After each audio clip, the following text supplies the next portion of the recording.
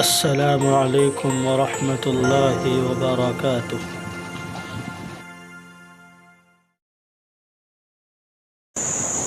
الحمد للہ رب العالمین والصلاة والسلام علی رسولہ الکریم، اما بعد فاعوذ باللہ من الشیطان الرجیم، بسم اللہ الرحمن الرحیم۔ ومن الناس من يشتري لهو الحديث ليضل عن سبيل الله بغير علم ويتخذها هزوا أولئك لهم عذاب مهين۔ وقال النبي صلى الله عليه وسلم إن الدنيا حلوة خضرة وإن الله مستخلفكم فيها فناظر كيف تعملون فاتقوا الدنيا وفتنة النساء۔ آدمی نہیں سنتا آدمی کی باتوں کو، آدمی نہیں سنتا آدمی کی باتوں کو، پیکر عمل بن کر غیب کی صدا بن جا۔ معزز سامعین اور عزیز دوستو، ابھی میں نے جو آیت کریمہ آپ کے سامنے تلاوت کی ہے، جس کا ترجمہ یہ ہے، بعض لوگ اللہ سے غافل کر دینے والی باتیں خرید کرتے ہیں تاکہ بغیر سمجھے بوجھے اللہ کے راستے سے ہٹا دے اور اس کا مذاق اڑائے، ایسے ہی لوگوں کے لیے رسوا کن عذاب ہے۔ عزیز دوستو، اللہ تبارک و تعالیٰ نے ہم لوگوں کو بہت سی نعمتوں سے نوازا ہے۔ اللہ کی سب سے بڑی نعمت اور سب سے بڑی دولت اسلام کی دولت ہے، جو اللہ تبارک و تعالیٰ نے ہمیں عطا فرمائی ہے۔ اسلام ایک سچا، پکا اور حق مذہب ہے۔ اسلام نے زندگی کے ہر مسئلے میں ہماری رہنمائی کی ہے۔ دین اسلام میں تمام مسائل کا حل موجود ہے۔ یہ عالمگیر اور آفاقی دین ہے، ہمیشہ باقی رہنے والا دین ہے۔ جو چیزیں انسانی فطرت سے تعلق رکھتی ہے ان کو بھی اسلام نے بیان کیا ہے۔ انہی فطری چیزوں میں سے انسان کی فطرت میں کھیل کود بھی داخل ہے۔ یہی وجہ ہے کہ ہم چھوٹے بچوں کو دیکھتے ہیں کہ وہ کھیل کود کی طرف مائل ہو جاتے ہیں۔ لڑکے ایسے کھیلوں کی طرف مائل ہوتے ہیں جو مردوں کے لائق ہیں، اور لڑکیاں ایسے کھیلوں کی طرف مائل ہوتی ہیں جو ان کے جنس کے موافق ہے۔ یہ بات کسی نے انہیں نہیں سکھائی ہے، فطری طور پر انہوں نے سیکھا ہے۔ عام طور پر یہ سمجھا جاتا ہے کہ کسی بھی طرح کے کھیل کی اسلام میں بالکل اجازت نہیں ہے، حالانکہ ایسا نہیں ہے۔ زمانے جاہلیت میں جہاں ہر چیز میں بے اعتدالی پائی جاتی تھی، وہیں کھیلوں کے سلسلے میں بھی بڑی بے اعتدالیاں پائی جاتی تھی۔ اسلام نے اس میں اعتدال پیدا کیا ہے، نہ یہ کہ اسلام کھیل کود کا سخت مخالف ہے، ایسا ہرگز نہیں ہے۔ اسلام ایک کامل اور مکمل شریعت اور اعتدال پسند مذہب ہے، ہر چیز میں میانہ روی کو پسند کرتا ہے۔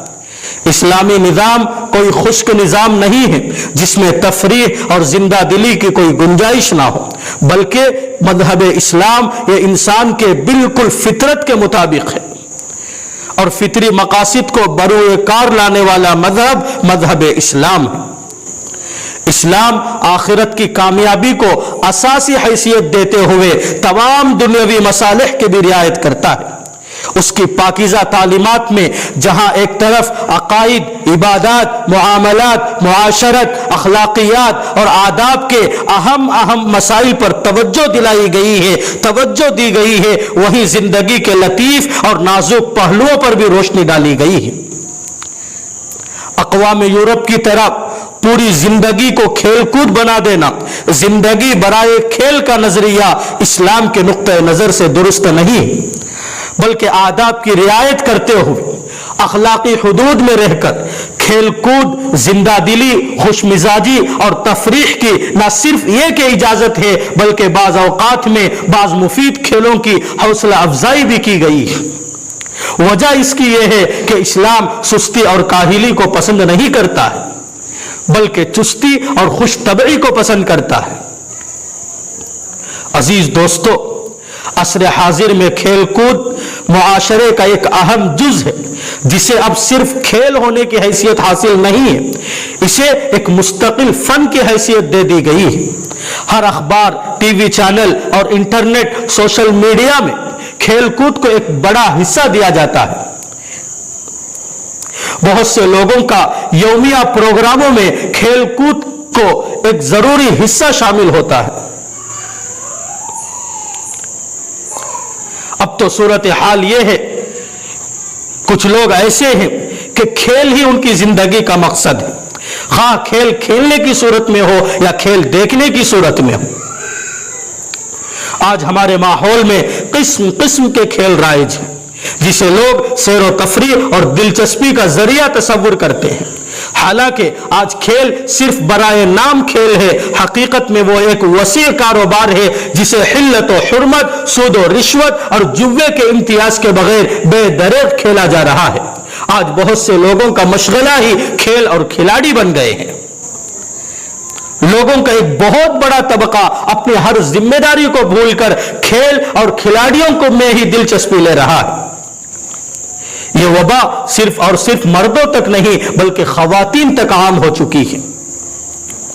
مسلمان بچوں اور بچیوں کا بہت بڑا حصہ ایسا ہے جو کھلاڑیوں کو ہی اپنا آئیڈیل بنائے ہوئے ہیں اور انہی کو اپنا اسوہ زندگی سمجھے ہوئے ہیں۔ دوستی اور دشمنی کا معیار بھی کھیل اور کھلاڑی ہی کو سمجھ لیے ہیں۔ لیکن سوال یہ ہے کہ کھیل اور کھلاڑیوں کے اہتمام کی یہ صورتیں اسلام میں کہاں تک درست ہے؟ اسلام میں کھیل کی کیا حیثیت ہے؟ اس کے جواز کے ضابطے اور قواعد کیا ہیں؟ کس قسم کا کھیل اسلام میں جائز ہے اور کون کون سے کھیل ناجائز ہیں؟ یہ وہ نقطہ ہے جس پر ہر مسلمان کو غور کرنا چاہیے، کیونکہ انسانی زندگی کا اصل مقصد عبادت ہے۔ اللہ تبارک و تعالیٰ نے انسان کو زمین پر خلیفے کی حیثیت سے بھیجا اور رکھا ہے۔ انسان کو اس زمین کی اصلاح کا حکم دیا گیا ہے اور اس کے لیے قواعد اور ضابطے بھی رکھے ہیں۔ اس دنیا میں اپنے فرامین کے نفاذ کا انسان کو اللہ نے ذمہ دار بنایا ہے۔ ارشاد باری تعالیٰ ہے ثم جعلناکم خلائف فی الارض من بعدہم لننظر کیف تعملون، پھر ان کے بعد ہم نے تمہیں زمین میں جانشین بنایا تاکہ دیکھیں تم کیسے عمل کرتے ہو۔ ایک اور جگہ ارشاد ہے وَلَا تُفْسِدُوا فِي الْأَرْضِ بَعْدَ إِصْلَاحِهَا وَادْعُوهُ خَوْفًا وَطَمَعًا، اور زمین میں حالات کی درستگی کے بعد ان میں بگاڑ پیدا نہ کرو اور اللہ تعالیٰ کو خوف اور امید سے پکارو۔ زمین پر فساد اور بگاڑ یہ ہے کہ انسان اللہ تعالیٰ کی بندگی چھوڑ کر اپنے نفس یا دوسروں کی اطاعت شروع کر دے، اللہ تعالیٰ کی بتلائی ہوئی راہ ہدایت کو چھوڑ کر ایسے اصول اور قوانین کو اپنائے جو شریعت مطہرہ کے بالکل خلاف ہو۔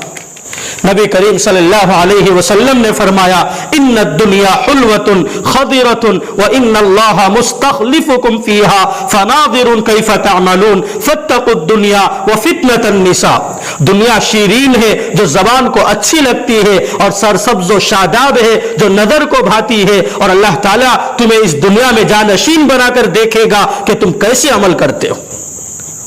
لہذا دنیا کے قرب سے ڈرو اور عورتوں کے فتنے سے بچتے رہو۔ عزیز دوستو، ہر وہ کام جو دنیا میں فساد کا باعث اور عبادت الہی میں حائل ہو وہ اللہ تعالیٰ کے نزدیک مبغوض اور ناپسندیدہ۔ ارشاد باری تعالیٰ ہے ان اللہ لا يحب المفسدین، اللہ تعالیٰ فساد اور بگاڑ پیدا کرنے والوں کو پسند نہیں فرماتا۔ نبی کریم صلی اللہ علیہ وسلم کا ارشاد ہے کل شیء لیس من ذکر اللہ فهو لہو او سہو غیر اربع خصال تعذیب الرجل فرسا وملاعبته اہلا ورمی بین الغرضین وتعلیم السباحہ، ہر وہ کام جو اللہ تعالیٰ کے ذکر میں داخل نہیں ہے وہ کھیل تماشا یا بھول ہے، سوائے 4 کام کے: اپنا گھوڑا سدھانا، اپنے اہلیہ سے دل لگی کرنا، 2 نشانوں کے درمیان دوڑ لگانا، تیراکی سیکھنا۔ نبی کریم صلی اللہ علیہ وسلم نے نیز فرمایا مقابلہ جائز نہیں ہے مگر 3 چیزوں میں: اونٹ دوڑ، گھوڑ دوڑ اور تیر اندازی۔ عزیز دوستو، कुरान मजीद की मुतअद्दिद आयात और अहादीस की रोशनी में उलमा इकराम ने खेल कूद के कुछ शर्तें रखी हैं जिनका लिहाज बहुत ज़रूरी है। अगर उनका लिहाज ना रखा गया तो वो खेल गैर शरई, मकरूह और नाजायज़ होगा। उलमा इकराम ने जो शर्तें रखी हैं उनमें पहली शर्त यह है कि नीयत अच्छी हो। खेल कूद नेक नीयतों की बुनियाद पर हो, क्योंकि तमाम अमाल का दारो मदार नीयतों पर है। इन्नमल अमालु बिन्नियात। अगर बंदा मोमिन अच्छी नीयत से वर्जिश करे या खेल कूद का अमल करे तो ऐसा अमल भी बाइथे सवाब, इस पर उसको सवाब मिलेगा। इमाम नववी रहमतुल्लाह अलैह फरमाते हैं, मुबाह अमल में भी अगर अल्लाह की रजा शामिल हो तो ऐसा अमल इताअत में शामिल होता है और इस पर अमल करने वाले को अजर और सवाब मिलता है। नबी करीम सल्लल्लाहु अलैहि वसल्लम ने इस जानिब इशारा करते हुए फरमाया, यहां तक कि तुम्हारा अपनी बीवी के मुंह में लुकमा रखना भी सदका है। दूसरी शर्त उलमा इकराम में बयान करते हैं कि खेल कूद की वजह से फराइज और वाजिबात में कमी और कोताही ना होती हो। जिस खेल में फराइज और वाजिबात के छूट जाने का खतरा हो ऐसा खेल जायज नहीं। तीसरी शर्त उलमा ये बयान करते हैं कि उसमें जुआ ना हो, क्योंकि इसके खेलने वाले और देखने वाले सब हराम काम में शरीक होंगे। चौथी शर्त यह है कि उस खेल में फजूल खर्ची ना हो। जिस खेल में फजूल खर्ची होगी वो खेल जायज नहीं होगा। पांचवी शर्त यह है कि जिस्मानी या माली नुकसान का खतरा ना हो। जिस खेल में जिस्मानी नुकसान हो या माली नुकसान पहुंचने का अंदेशा हो, खतरा हो, तो फिर वो खेल जायज नहीं। छठी शर्त यह है कि खेल में कोई खिलाफ शरा चीज शामिल ना हो। सातवीं शर्त यह है कि वो खेल हस्ब हाजत और जरूरत हो। आठवीं शर्त यह है कि सतर के तकाजे का पूरा पूरा ख्याल रखा गया हो। खिलाड़ी खेल के दरमियान ऐसा लिबास पहने जो सातिर हो, यानी जिस्म का वो हिस्सा छुप जाए जिसका छुपाना वाजिब है। मर्द का सतर नाफ से लेकर घुटने तक और औरत के लिए हथेली और चेहरे को छोड़कर पूरा जिस्म सतर में दाखिल है। इनका ढका हुआ होना वाजिब है। जिस खेल में सतर का लिहाज ना किया गया हो, सतर का लिहाज ना रखा गया हो, वो खेल जायज नहीं है। नौवीं शर्त यह है कि खेल को सिर्फ खेल की हैसियत दी जाए। दोस्ती और दुश्मनी का मेयार खेल और खिलाड़ियों की बुनियाद पर ना हो। दोस्ती या दुश्मनी सिर्फ अल्लाह के लिए होनी चाहिए। अल हुब्बु फिल्लाह वल बुग़्दु फिल्लाह। 10वीं शर्त यह है कि खेल या वर्जिश से कोई खतरा लाहिक ना हो। अगर खेल से खेलने वाले को या किसी दूसरे शख्स को नुकसान पहुंचने का खदशा हो तो ऐसा खेल ममनू है और नाजायज है, क्योंकि खेल का मकसद बगैर किसी को ईजा पहुंचाए और नुकसान पहुंचाए के जिस्मानी वर्जिश है। अजीज दोस्तों, हर वो खेल जिसमें दीनी या दुनियावी कोई जायज फायदा हो या कम से कम दीनी या दुनियावी कोई नुकसान ना हो तो वो खेल जायज है। वो खेल जिसकी शरीयत में ना तरगीब हो, ना कोई दीनी मकसद हो, ना कोई दुनियावी हाजत हो, ऐसे तमाम खेल नापसंदीदा और मकरूह है। उन्हीं नाजायज खेलों में से एक खेल पतंगबाजी। मुहतरम और अजीज सामाईन, हम जानते हैं कि बिरादरान वतन के मरकजी त्योहारों में जहां दिवाली और होली काबिल जिक्र है, वहीं बसंत जिसे मकर संक्रांति भी कहा जाता है, जनवरी के दरमियानी हिस्से में 14-15 तारीखों में मनाए जाने वाला यह त्यौहार। उमूमन बसंत के सिलसिले में किताबों में 2 नुक्ते नजर मौजूद हैं।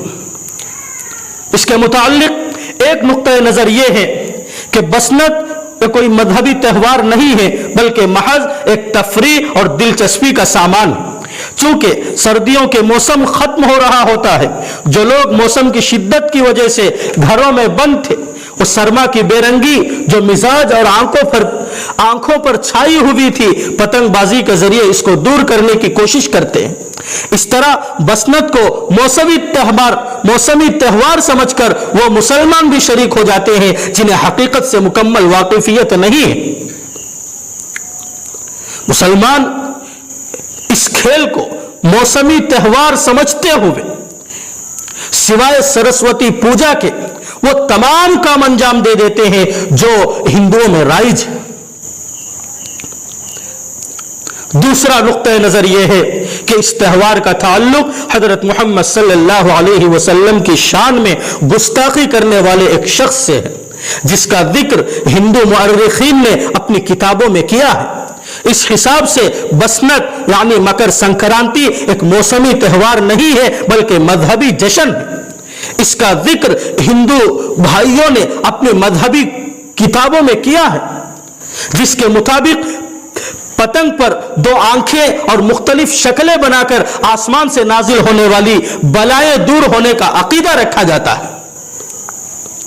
बहरहाल अजीज दोस्तों, इस इख्तिलाफ से क़त्अ नज़र कि ये मौसमी रस्म है या मजहबी त्यौहार, बाहैसियत मुसलमान होने के हमारी जिम्मेदारी ये है कि मुतअद्दिद गुनाहों और मासी पर मुश्तमिल होने के सबब इसमें हिस्सा लेने और गैर मुस्लिमों की तरह इसे मनाने से मुकम्मल इज्तिनाब करें और इससे खुद बचे और अपने अहलो अयाल को बचाएं। पतंगबाजी एक गैर इस्लामी रस्म है जिसे मुसलमान किसी भी सूरत में कबूल नहीं कर सकते। अगर मान भी लिया जाए कि ये कोई दिल लगी या तफरीह का खेल है, तब भी कुफ्फार के साथ मुशाबहत की बिना पर इसकी नाजायज होने में कोई शुबा नहीं रह जाता। बुखारी शरीफ की हदीस है, आप सल्लल्लाहु अलैहि वसल्लम ने इरशाद फरमाया, मन तशब्बह बिकौमिन फहुवा मिनहुम, जिसने किसी कौम की मुशाबहत इख्तियार की उसका हशर उसी कौम के साथ होगा। सही बुखारी ही की एक दूसरी रिवायत है जिसमें हजरत अक़दस नबी अकरम सल्लल्लाहु अलैहि वसल्लम ने यहूद और नसारा की मुखालफत करने का हुक्म दिया, खालिफुल यहूद वन नसारा। हमें चाहिए कि संक्रांति की इस हिंदुआना रस्म को न सिर्फ खुद छोड़ें बल्कि डटकर इसकी मुखालफत भी करें। अजीज दोस्तों, एक पतंगबाजी बहुत से गुनाहों और मफासिद का जरिया है। पतंग के पीछे दौड़ने वाले का वही हुक्म है जो कबूतर के पीछे दौड़ने वाले का है, जिसकी मजम्मत के लिए यही काफी है कि नबी करीम सल्लल्लाहु अलैहि वसल्लम ने उसके पीछे दौड़ने वाले को शैतान करार दिया है। दूसरों की पतंग लूटना, पतंग की डोर लूटना, दूसरों को नुकसान पहुंचाना, आपसी रंजिशें, नमाज और याद इलाही से गफलत, बेपर्दगी, जानी नुकसान, वक्त को जाये करना, गैरों की मुशाबहत, ऐसे बहुत सारे मफासिद और ऐसे बहुत सारे गुनाह इस पतंगबाजी में, इस खेल में शामिल हैं। इसलिए हम मुसलमानों को ऐसे खेलों से बचना चाहिए और अपने बच्चों को बचाना चाहिए। हम अपनी शरीयत और अपनी तहजीब को मजबूती से थामे रखें, नबी करीम सल्लल्लाहु अलैहि वसल्लम की तालीमात से सच्ची वाबस्तगी रखें और जिंदगी के किसी भी मोड़ पर दीन के सिलसिले में कोई मुसालहत न करें। अल्लाह पाक हमें तौफीक अमल नसीब फरमाए। आमीन व आखिर दावाना अनिल हम्दुलिल्लाहि रब्बिल आलमीन। मुहतरम सामईन, ऐसे और भी मज़ीद मुख्तलिफ मौज़ूआत पर बयानात सुनने के लिए और इस्लामी मालूमात हासिल करने के लिए हमारे इस यूट्यूब चैनल को सब्सक्राइब करें और दूसरों को फॉरवर्ड और शेयर करना ना भूलें। जज़ाकुमुल्लाहु खैरन व अहसनल जज़ा। अस्सलामु अलैकुम व रहमतुल्लाहि व बरकातुहू।